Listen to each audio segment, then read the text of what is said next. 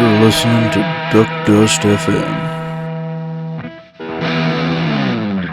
Well, yesterday was quite a whirlwind in the media and hell of a way to start off the week. Two of the biggest cable news commentators, one a stalwart and down-to-earth individual who used to work for CNN, and the other a scumbag serial liar who used to work for CNN, were both fired. I'll let you decide which one's which to avoid cancellation. On the sports side, Aaron Rodgers finally came down off that QP of penis envy mushrooms he took during the Super Bowl halftime show and went ahead with Brett Favring his career by joining the NFL's East Coast joke team, Commander skins not included.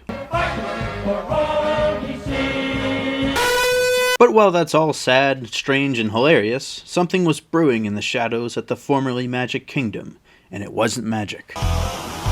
It's just so great. The continual downfall of the Walt Disney Corporation accelerated Monday as Iger fired park employees, talking heads at formerly watchable ESPN, ABC News commentators, and anyone whose job could be sacrificed for the failures at the highest levels. As if that wasn't bad enough on the corporate side of things, back over on the smoldering creative side of Disney, a beloved and recently deserted character finally broke free of his sarlacc pit and bravely decided to speak his mind about the cultural atrocity he had somewhat unwillingly been complicit in. Well, the boy's a hero then. Good for you, son. Yes, Temuera Morrison, whose voice and likeness had been used by Star Wars 200,000 times with a million more projects well on the way, finally got his armor and balls back and spoke out against Disney for how they fucked his show and character.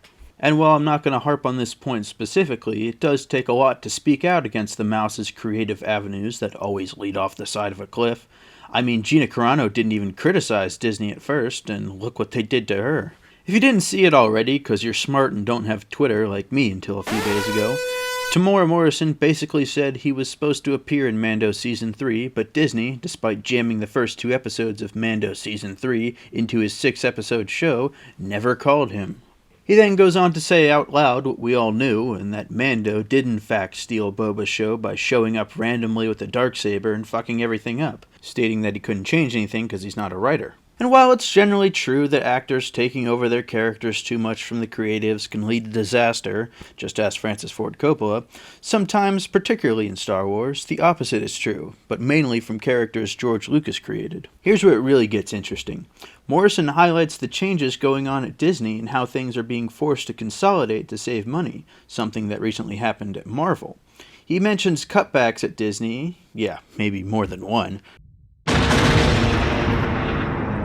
thus showing that Disney's shrinking profit margin, company size, and popularity might be having more of an effect than you think. This caused a brief explosion of support for Morrison and Boba Fett on Twitter, led by the face of sane Star Wars fandom, Star Wars Theory, as comment section skirmishes took place between him and the Disney Shield podcast. The main arguments being laid out in the fandom is really one side saying they want legacy characters to come back, and the other side saying they did, but they don't like them, so tough shit. Yet that cognitively impaired latter side seems to be forgetting that the return of those legacy characters wasn't so much a return of the character as it was a Comic-Con panel dress-up with a bunch of forced dialogue written by the marketing team trying to hit all the right receptors in your brain. Boba Fett's character is about mystery. We're not supposed to know much about him or really even see his face or hear him talk much. That's why he was so goddamn cool in the original trilogy. He wasn't a nice guy. You would have to do a lot of convincing to save your life if you crossed him.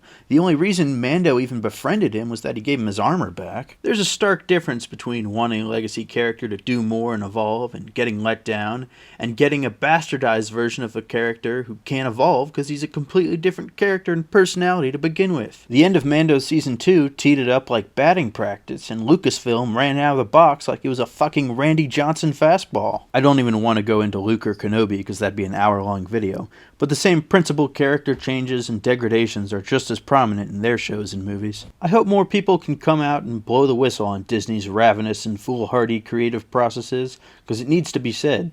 Maybe Jon Favreau will spill the beans once he inevitably walks away from this dumpster fire, and we can all learn once and for all what exactly went wrong at the top of the tallest castle in the world, and who at Disney's top level lays blame for the destruction of the most beloved franchise of all time. Fucking like and subscribe for duck's sake. The Duke. crisis.